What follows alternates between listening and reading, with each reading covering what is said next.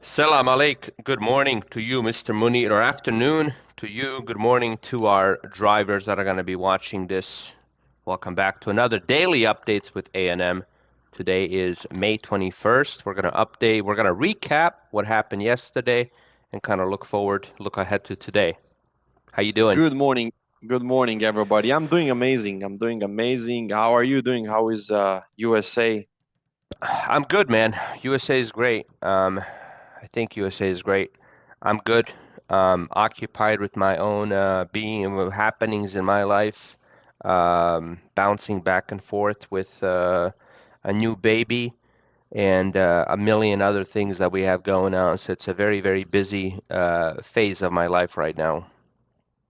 Indeed, man. Maybe you're gonna look at it like in 20 years, God willing. You're gonna look at it when one of your kids is married and they have their own house or whatever. The other two might be doing their university, and then you're looking at it back and saying, "Oh my God, I'd like to have that a little bit again." Maybe I don't know, but some people say they do when they reach whatever 60 years of age or something like that. Yeah, I mean, I love it. At the end of the day, it's all part of the journey. It's all part of the journey, man, and you flow with it, and I like it. I like it. Okay, let's dive in. Let's Um, go. Yesterday we had 59 available drivers. 46 of them were booked. 8 of them were Hmm. not booked. Um, to count as an available driver, what part of is it 5 hours they have to be available? Do you know? Yeah, I think we said that if they Five, six? come in service 1 p.m. and that's like 5 hours until 6 p.m. they should be counted as available drivers for that day because we still had a big chunk of those prime time to book them. Yeah, I'm going to How about confirm that, but I think that's what it is. So 78% of the fleet was utilized. We booked 54 loads. Took us 530 bids to do that with a 10.9 win bid ratio with $563 average load pay. Solid numbers all around. Glad to see that bid win ratio up. Yeah, we're back in tens for the bid win ratio. Nice to see that. It's easier to operate when you're declined less. It's I guess it's a mentality push as well when you book when you place less bids and book more loads as well. So we Absolutely, did, man. yeah, we did some nice systematics changes that helped us win a load or two more lately, connected some platforms that we use. Not to go into technicalities, but we're doing our best, of course, to bridge that gap when it comes to just making a perfect app, milestone technology wise, and providing, of course, the best service out there. Absolutely. Yes, sir. Okay, onward. I'll let you go over these guys. Alrighty, 359. He delivered in Reno, Nevada. Actually, we didn't delivered some Sunday afternoon, I think, and pretty much there was nothing in Reno. There is nothing in Reno. As you can see, it's only one bid yesterday. So he's moving to Sacramento, San Francisco area because cannot stay there anymore and hope for something. Right. 533. He delivered somewhere in the middle of Texas, and he we did have along the way he was relocating to Dallas. Only We did one have bid a couple of yesterday. bids him going through San Francisco, going through San Antonio and Austin, but we failed to book him on 17 loads, which is majority of the reason is on all of those he was a little bit far out for the pickup and we couldn't get it. But I'm really I really believe we'll book him out of Dallas today. We usually don't have major problems out of Dallas. And two on the list as well that were available yesterday morning. Um, 013 in Vermont. Those six bids that you see, all of them are from Montreal. And again, not booked, but not many loads out of there as well. And 635 is actually home in West Palm Beach, Florida. Okay. Um, Just a quick thing about that Dallas thing. We had 17 bids we didn't book. Um, from certain areas where it's really busy and there's a lot of drivers, customers look at um, especially if it's high traffic areas, they look at the distance you are from pickup very closely. They would much rather pay more for a person who's 20 miles from pickup than pay less for someone who's 100 miles because they fear traffic and things like that. So, always communicate with dispatch and be willing to get a little bit closer. I mean, moving even 100 miles is probably going to cost you $20, $30 in gas at most. Actually, not even that. Probably between 10 and 20, I would say. And you put yourself in a much better position to get a load. I don't say that Mhm. to say that 10, 20 bucks or 100 miles is nothing, but if it's going to help you get a load rather than getting stuck and ending up without a load for a couple days, obviously it's a smart move. You did share the link, right? I did. I sent the Okay, link to perfect. everyone.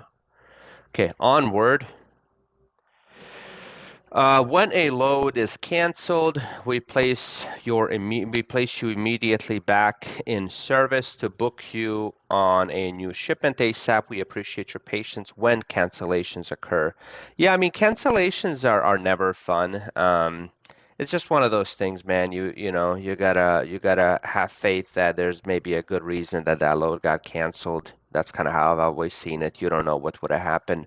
Maybe you would have gotten into an Yeah. accident. Maybe you would have ended up in an area where, something bad would have happened. I choose to view it from that, sense, but it's not easy in the moment. People get frustrated. But on our end, as soon as a load cancels, we put people back in service and we do our best to get people booked ASAP again. Indeed, I just wanted to say what prompted Amina to actually use this in today's presentation.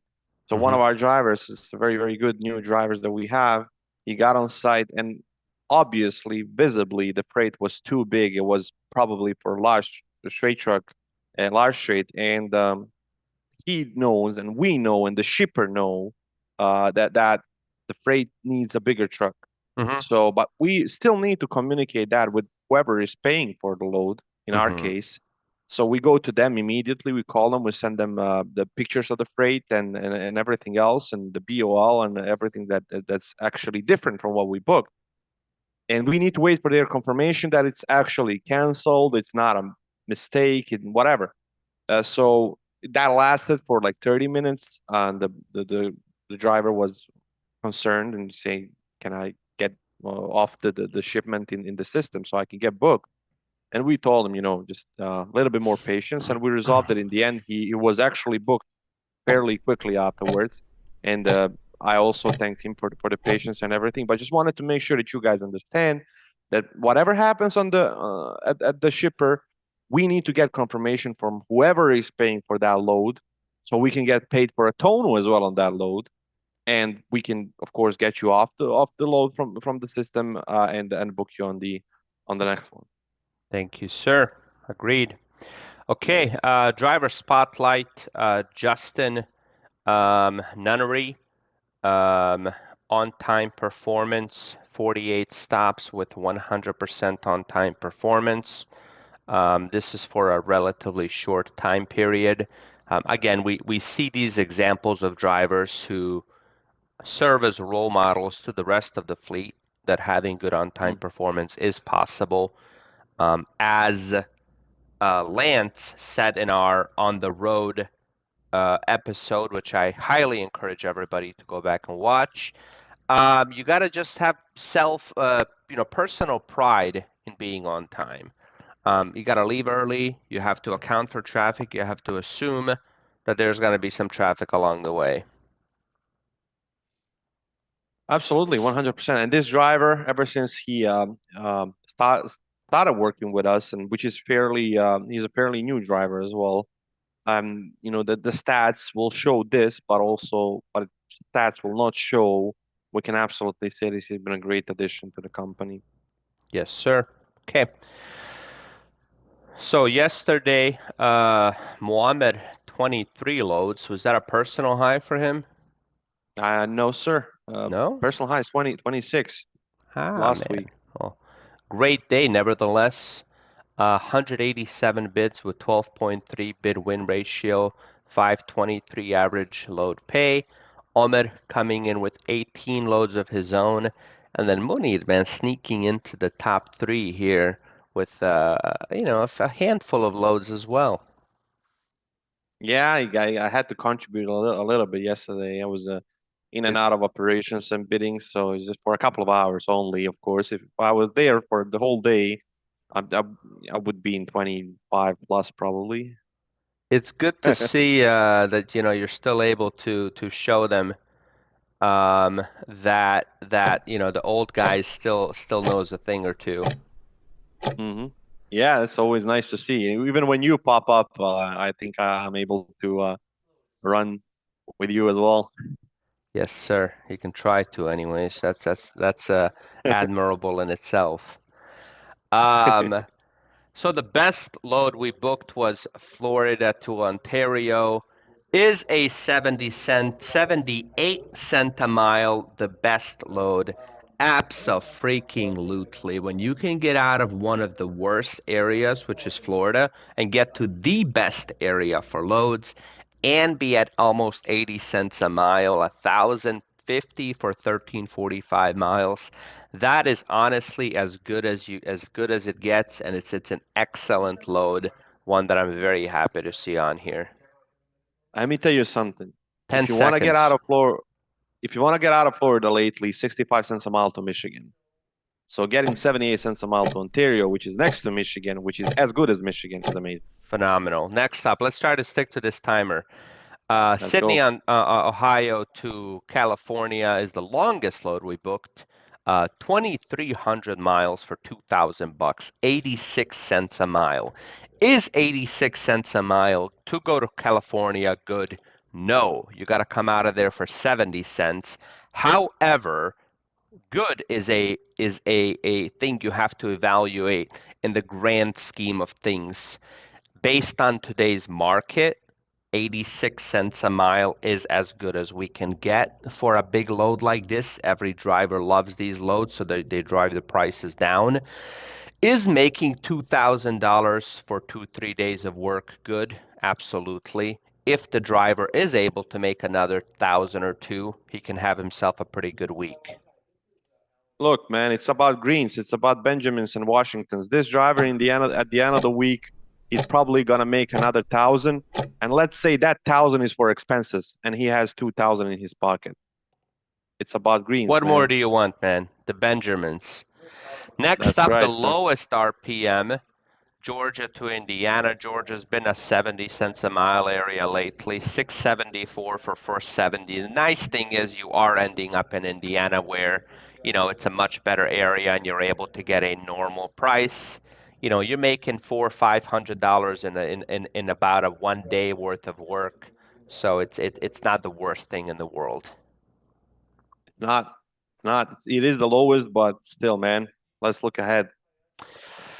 The shortest and the highest RPM is 170 mile for 240, which is $1.40 a mile. Short, nice, quick load. Indeed, 3 hours, $200 clear in the pocket. There you go. And the highest RPM was a Kentucky to Indiana for 82 miles for 300, $1.65 a mile. Another short one that paid a pretty decent amount. And these short loads often make up, for the under less than ideal pay that sometimes we get on the bigger ones. They do, and if you get a combination of these, even if you do two of them a day, Hmm. 300 times two is 600. It's still an amazing thing because usually you need to drive almost a whole day to earn 600, 700. Hmm. So it's a And there's some nice amount of drivers money. that pull this off quite well with these short loads, and there's some that don't because they put 300, 400 as their minimum load pay. So um, we gotta move on. All right, minimum pay and BHX and rate per mile. So in BHX drivers can avoid short loads with settings, minimum pay, load pay, and minimum RPM in their dispatch settings. So, if you are somebody that doesn't like short loads, if you put something like 325 in the minimum pay, then we will not book you on those 200 50-mile loads. Now, this is a double-edged sword. Doing this, you're going to get fewer loads. I think, and the data has shown, at the end of the year, you're going to make less money than somebody who does also take more short loads. I personally, if I was a driver, I would have maybe 150 or 200 as my minimum pay. I wouldn't go up to three or four. However, it's a lot of it is personal preference. Some people just don't like short loads. They see them as a waste of time. And if you are one of those, you can use this setting to control what type of loads we're going to book you on.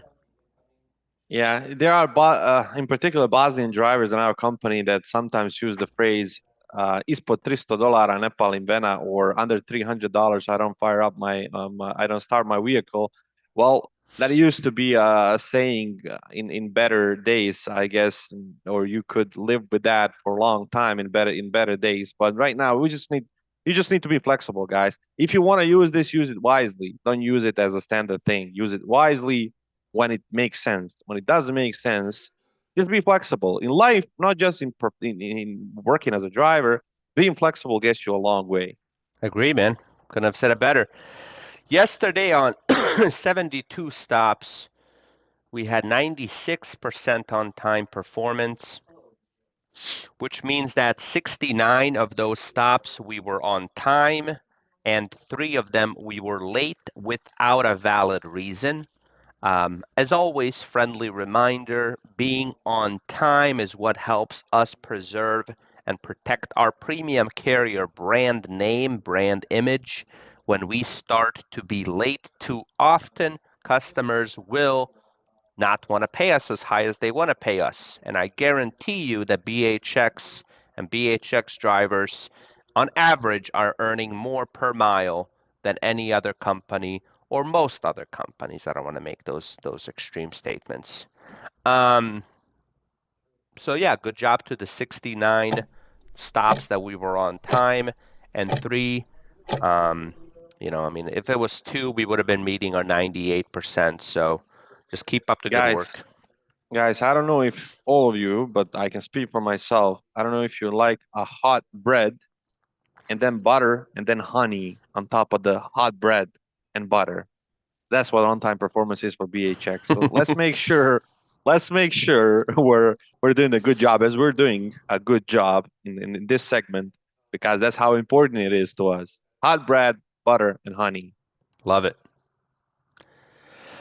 Okay, let's see what Jim Rohn. I think I've heard the name. I've never listened to him though.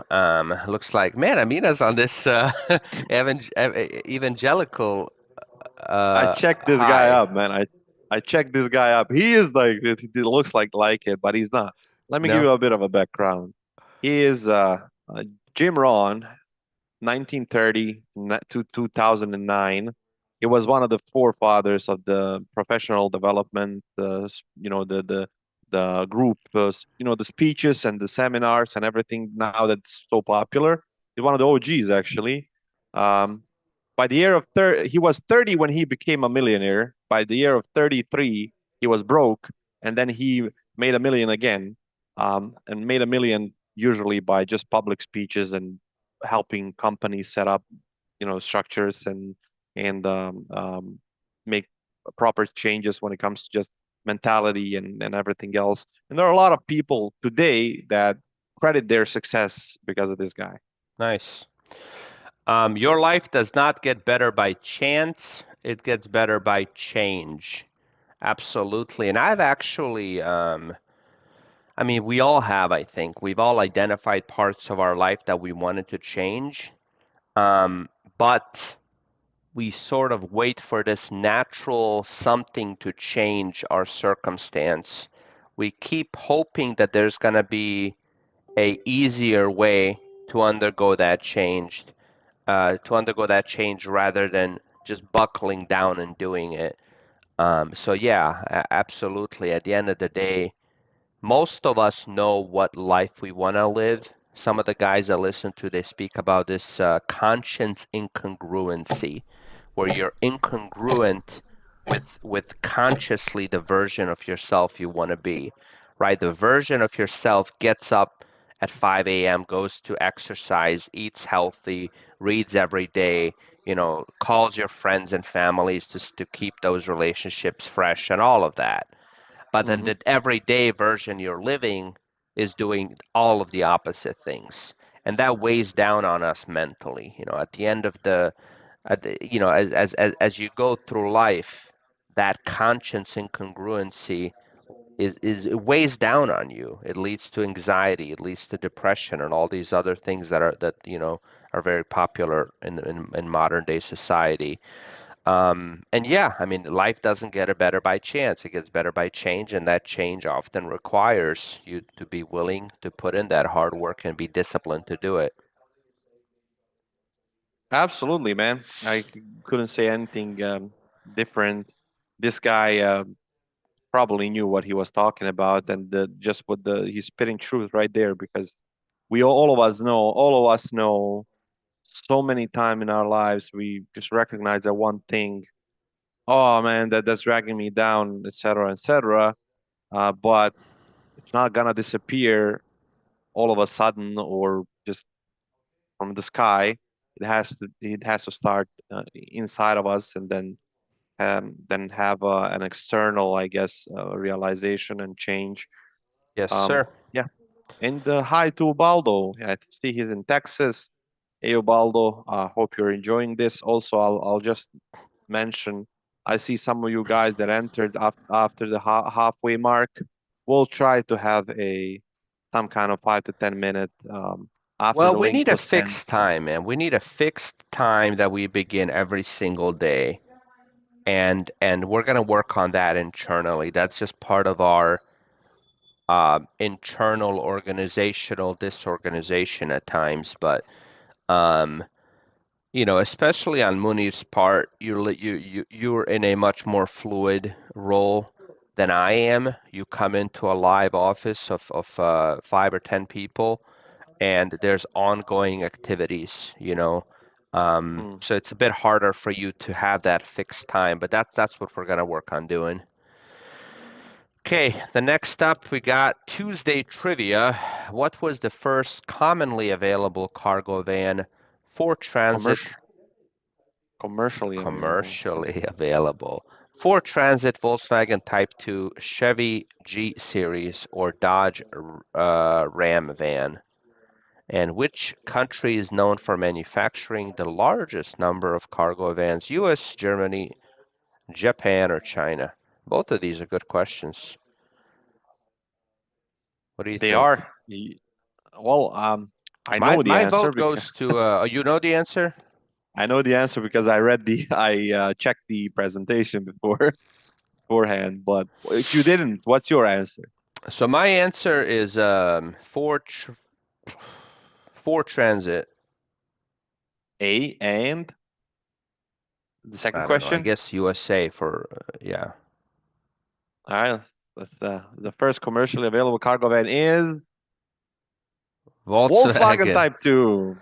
You know what I think when Wow. I see this? You know what I think when Scooby I Doo. see this? Not only hippies, man. Yeah. Remember that 1960s and hippies in these type of vans? Yeah, it's got that German vibe for sure, or that hippie vibe, I mean. I read Yeah, Ubaldo's comment. Yeah. Uh, this is a fun looking vehicle. I it mean, it just is. shows you how how vehicles have advanced, man. This looks like a cartoon vehicle. It does, but they're from 1950s, man. Just think about how much the car industry has developed since then. But then you had in 1960s some of the most beautiful cars ever made, USA, USA, USA. The greatest country in the world, USA, man. right? Company that produces the most cargo vans is Ford, particularly with their Ford Transit model. Some of our drivers have it. The Ford Transit is one of the best-selling vans in the market due to its versatility, various configurations, and robust safety features. Other top manufacturers include Mercedes-Benz with their Sprinter model and Ram with the ProMaster, both known for their reliability and capacity. That's right. All right, man. I think that's it. There's one more slide, just an empty slide per the usual. We'll conclude there. Do you want to have anything else you want to share with our fleet? Not really. I see more and more people coming in. I see now 8 people watching. A great feat. Hello, Mr. Pompey. It's one of our drivers as well. Good morning to you. We are doing great. Thank you so much for joining. All right, man. We'll wrap up there. I'll stop this. Thank you, everybody. We'll be back tomorrow, God willing.